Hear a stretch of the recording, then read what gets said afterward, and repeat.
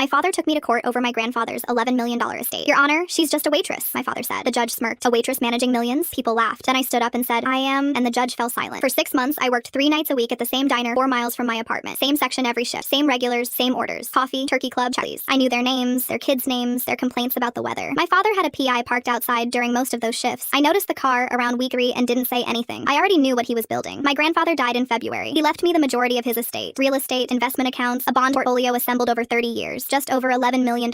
He left my father a portion too. Not nothing, but not equal. My father had been expecting equal, maybe more, and that gap had been widening long before the will was ever read. He filed the petition 6 weeks after the funeral, challenged my capacity to manage assets of that size. His attorney framed it as concern, the kind that sounds reasonable until you listen closely. I didn't respond when he filed, didn't call, didn't hire my own attorney. I showed up alone with a single folder and sat at the respondent's table, while my father arranged himself in the second row like he was watching something already decided. The photographs came out first. Me behind the counter, me wiping tables, me carrying a tray to a booth by the window. His attorney had timestamps and a 3-week surveillance pattern showing consistent, low-wage employment. He used the phrase financial sophistication 3 times. He said stability. He said judgment. He let those words do the work without ever saying the quieter thing underneath, that a woman in an apron with $4 tips had no business being trusted with $11 million. The judge looked at the photos, then at me. A waitress managing millions, he said. The room laughed. My father didn't, but the corner of his mouth moved. I let it land. I didn't object. I've learned that the most useful thing you can do when someone commits fully to a wrong assumption is let them finish. My grandfather used to say most people stop looking once they think they have the answer. They find the piece that fits the story they already believe and stop turning things over. My father had done that my whole life, taking the most visible version of me and deciding it was complete. So I let him build the whole thing. Let him stand in that courtroom with his folder and his surveillance photos and his attorney's careful language. Let the judge make the joke. Let the room laugh. Then I opened my folder. One document. I handed it to the bailiff, who passed it to the bench. The judge looked down. His expression didn't perform surprise. It shifted. My federal law enforcement credentials. 12 years as a special agent in the Financial Crimes Unit. Active, current, valid. The Financial Crimes Unit doesn't investigate street-level theft. It investigates fraud, layered accounts, falsified documents, contested estates. The kind of work that requires someone who understands exactly what they're looking at. I had worked 3 cases in the past 2 years involving disputed inheritance. I understood the architecture of what my father was attempting because I had spent 12 years watching people attempt it. I let that settle before I spoke. Your Honor, I said, I don't just wait tables. I spent 12 years investigating people who try to steal exactly what my father is attempting right now. The room went completely still. My father turned around slowly. I don't know what he expected to see. I wasn't angry. I was just looking back at him the way I'd looked at 100 people across interview tables, steady, waiting to see what they'd do with the information now that they had it. His attorney leaned over and said something quiet. My father didn't respond. The judge set the document down and looked at opposing counsel. The attorney opened his mouth, closed it. You can't run a capacity challenge against someone whose career is built on dismantling exactly this kind of case. The petition was denied 19 minutes later. I packed my folder, thanked the judge, and walked out. My father was still in his seat when I passed the second row. There was nothing to say that the last hour hadn't already covered. My grandfather never stepped in early. He waited in doorways, arms crossed, watching to see whether you'd handle it yourself. He didn't leave me his estate because I asked for it. He left it to me because he'd spent years watching how I moved through difficulty, and he knew the answer long before anyone thought to ask the question. My father saw the diner and stopped there. He never looked past what confirmed what he already believed. That was the difference.